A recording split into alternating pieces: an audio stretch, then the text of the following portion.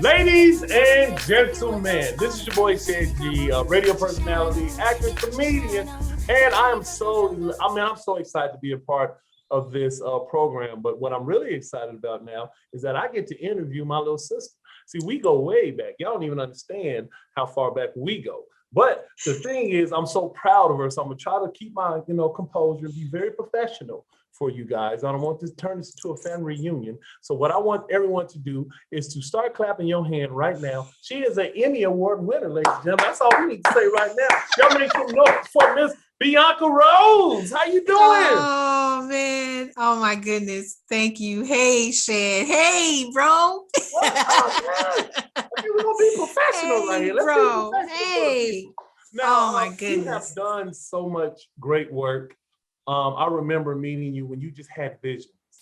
You know what I mean? You Yes. came in and you had visions. We had conversations about what you wanted to do, and you put your foot forward. Now, let's talk about the process. I'm gonna do three questions for you, but we're gonna talk Okay. about the process, the middle, and then everything that you have going on now. Okay. So tell Okay. me about the beginning and when you was thinking of certain things you wanted to do, like Candy Fresh.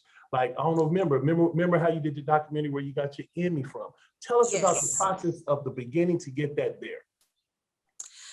Well, first and foremost, it all just starts out with a dream, a hope. I started my media journey at 14 years old over at TPT Television with a show called Don't Believe the Hype.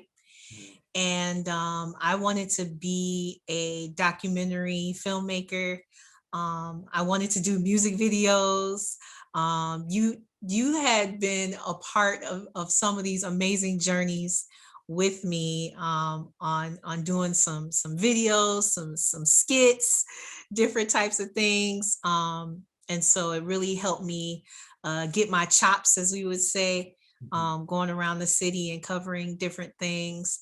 Um, Yeah, see, Candy Fresh now came. look, you just can't say Candy Fresh. We're talking about a show that was an impact to the young, the middle, and the seasoned individuals. We all love Candy Fresh. So tell me about Candy Fresh. So Candy Fresh is a show about music, arts, and culture. It had a DJ, it had dancers. I had Candy Fresh dancers, interviews, a live studio audience, and a musical performance. And I appreciate you because you were in the early stages of that where we were still trying to figure it out. We had all the cameras and we was going across the city at different venues and stuff. And so I've always wanted to support people who gave to me. Mhm. As you know, who my father is, Jelly Yes, Bean Johnson I was of gonna get Morris into Day and the Time. that. And around here in Minnesota, people know that he is a huge supporter of all the different community, uh, all the different types of artists and stuff like that. He goes around every week supporting other artists, and I inherited that. And so I wanted to find a way to highlight all these amazing bands and artists and community leaders and just different types of people doing amazing things right in the Twin Cities. Um, and so, Let me ask you this, not to cut you off. no, no, no. Everything that has been going on, you know, with the verdict and the North Side, and you know how we were, how we are now as a community, and even you being a part of this project, interviewing people. What do you feel? How do you feel about everything? If you can put it into words, um, can you explain to me how you feel with everything going on, and even some of the interviews you've been a part of? Oh man, um, it's it's very very emotional because this is my home. This is my home. Every time that I'm on both sides of the river, you know, with the Twin Cities, you know, some folks is St. Paul, some folks is Minneapolis, or they don't cross, or, you know, but I am a Black Minnesotan and I'm a proud Black Minnesotan. And so with all of this happening, you know, it it can be devastating sometimes. You're worried, like my whole like summer that it could have this, it was on fire.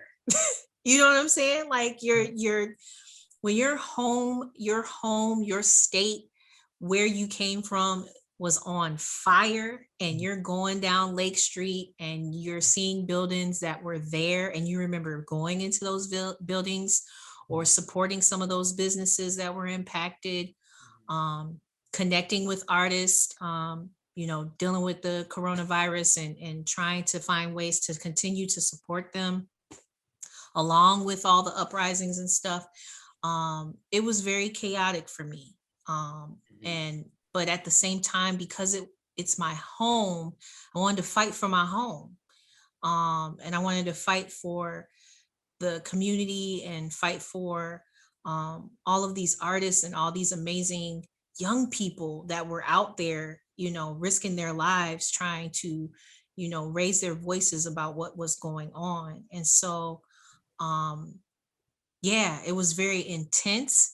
It's still very intense after the verdict, because it's just a stepping stone. It's not a destination. This is a start, and we're gonna keep going from there. And so, because it's my hometown, because Brooklyn Center, Brooklyn Park is where I grew up, and currently living in St. Paul. I'm on both sides of the river, and then just so much love for the North Side. Like nobody can tell me nothing about the North Side.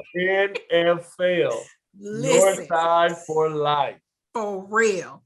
Right. Remember we did that. I have some beautiful video memories with Shed. I know he ain't expecting me to talk about this, but we had went over to Bethune School. Oh yeah. And we made a video. So me and Shed had heard about something that had happened at the school that really, really impacted the kids.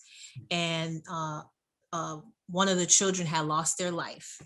And they were trying to figure out how they were going to do this talent show. They was going to still try and pull off this thing.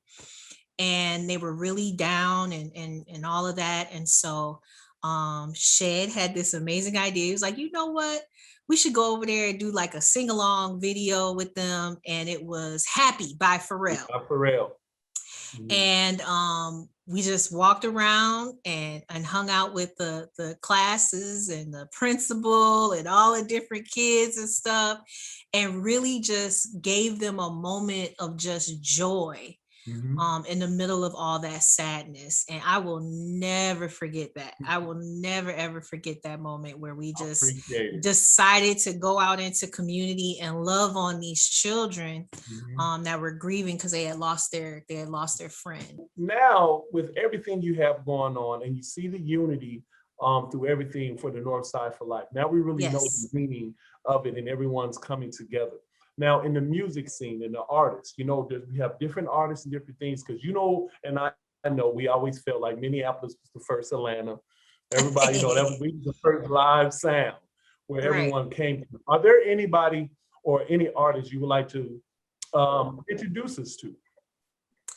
So the one that I'm really excited about that I've highlighted, or I would love to highlight, is Illism.